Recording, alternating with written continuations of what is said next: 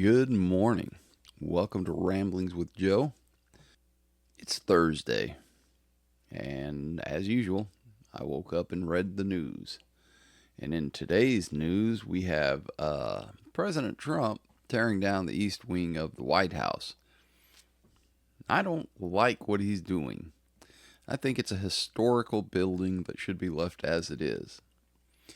That being said, he pretty much has the authority to do whatever he would like with the executive residence, with the building that the president resides in and does business from. Quite a few historical architects have said that they believe that the White House does indeed need a large ballroom. Well, perhaps they should have told Donald Trump that they needed a small ballroom because, as is typical with Donald Trump, he is over the top in building a 90,000 square foot ballroom. During an interview I watched with him yesterday, he said that it was going to have the approval of the National Capital Planning Committee, the NCPC, and the military, which of course I believe probably means that it will have quite a bit of strong security features. The NCPC has zero authority on Donald Trump executive actions of tearing down the East Wing.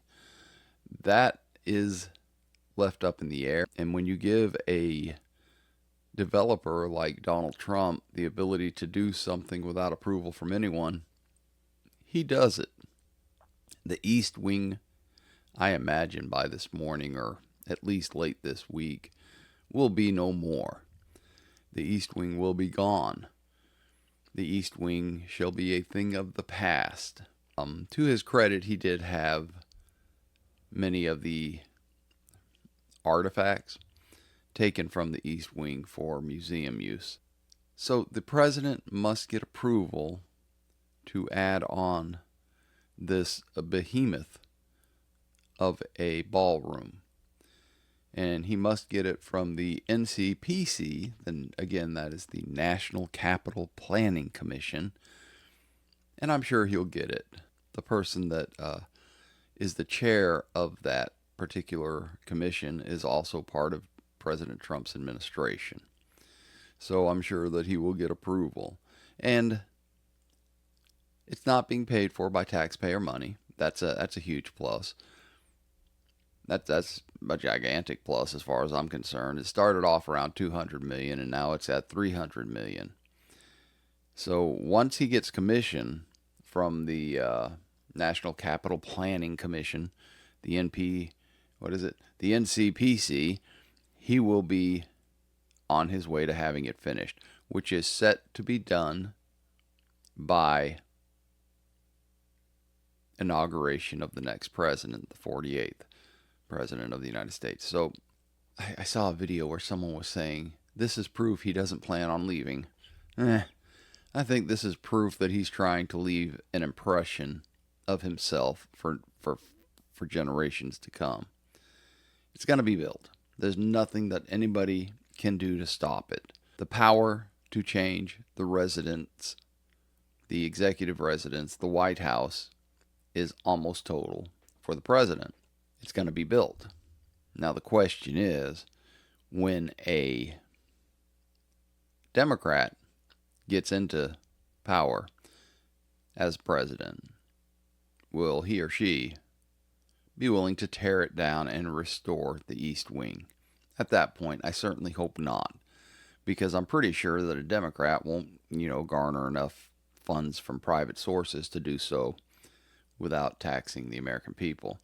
On top of that, I believe once it's built and it's established as part of the White House estate, then it should probably just be used as is. Locally, here in the Augusta area, we have a military base, Fort Gordon. It's been Fort Gordon all my life. Well, during the last presidency, the administration of Biden. That administration had the name of Fort Gordon changed to Eisenhower, Fort Eisenhower, and it was quite disruptive. And I'm going to be perfectly honest, I don't really care about the history of the person the base was named after, and I don't care about the person who it was changed to, named after. They could have called it the Fort Wolverines. I don't care. I was accustomed to it being called Fort Gordon. So when they changed it to Fort Eisenhower, it was a little bit disruptive in my mind, but that was about it. What really upset me was they were willing to change from Gordon to Eisenhower and pay all that money. So when President Trump took office, he changed a bunch of these names back, including Fort Eisenhower back to Fort Gordon. So now it's Fort Gordon again, and all that money had to be respent to change it back to Fort Gordon. I hope that this is not indicative of things to come, especially with the White House grounds. I hope that if he does actually finish construction by the next administration, it will remain as is for generations to come. I would completely understand if he's goofy enough to call it the Trump Ballroom. I certainly hope the next administration would at least change the name of the ballroom. Hopefully, well, I don't think he has specifically said who contributed the finances to build it. I read an article today that mentioned that he was in some kind of affair with a lot of other businessmen from Google, Meta, not Google, what do they call it now? Alphabet, the parent company, a bunch of other things. And I would hate to see that the new ballroom would be called, Alphabet Ballroom, or, like the stadiums are now. That would be horrible. I also don't want to see it called the Trump Ballroom. That would be horrible. I think that maybe just the executive ballroom or something like that. I'm not going to be a fan of this. I think that pomp and circumstance should not be something that America reaches for. And so soon after the No Kings March, I would prefer to call it the No Kings Folly.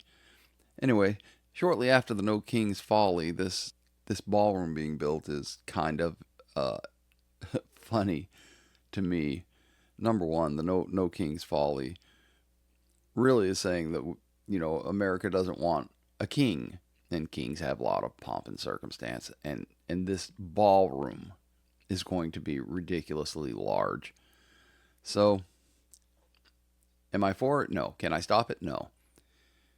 Do I think it should be torn down after this president leaves office and a Democrat takes over? No, just leave it alone. I mean, it's something that every historical architect says that the White House has needed. So it'll be there. It is what it is. Use it. Senator Warren, during a press conference, said something along the lines of, well, actually, this is a direct quote: demolishing part of the White House during a government shutdown to build a $250 million ballroom is peak Trump. Senator Warren, you have voted now 11 times to keep the government shut down. That is the epitome of political nonsense. You are a politician, and you bring more rhetoric to the table than most politicians in Congress or in history of the United States. I hope you run for president again. I really do, because every time you have in the past, it has been hysterically embarrassing for you. Please run. She also said, oh, you're trying to say the cost of living is skyrocketing. Donald Trump can't hear you over the sound of bulldozers demolishing a wing of the White House to build a new grand ballroom. Yep, that's what's going on. And yup, y'all's party could not come up with a candidate suitable enough to beat Donald Trump. A bunch of losers. A bunch of political hacks. You vote 11 times to keep the government shut down, and then you complain that he's building a ballroom during a government shutdown. Brilliant. The American people is starting very slowly, I will admit, to see the Democratic Party for who and what it is. And I hope that you are destroyed as a party. You're horrible for the country. The left has lost their mind. Yep, that's right. Senator Warren voted 11 times to keep the government closed down because they can't have their way. And it's Trump's fault and the gall of him to build a ballroom during a shutdown. It's Thursday. I hope you all go out there and have a thrilling Thursday. I hope that you find peace, love, and dream. Until next time, take care of yourselves.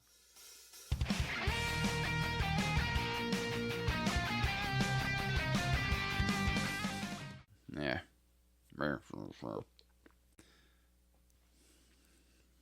Yeah. Yeah. At any rate, and so, and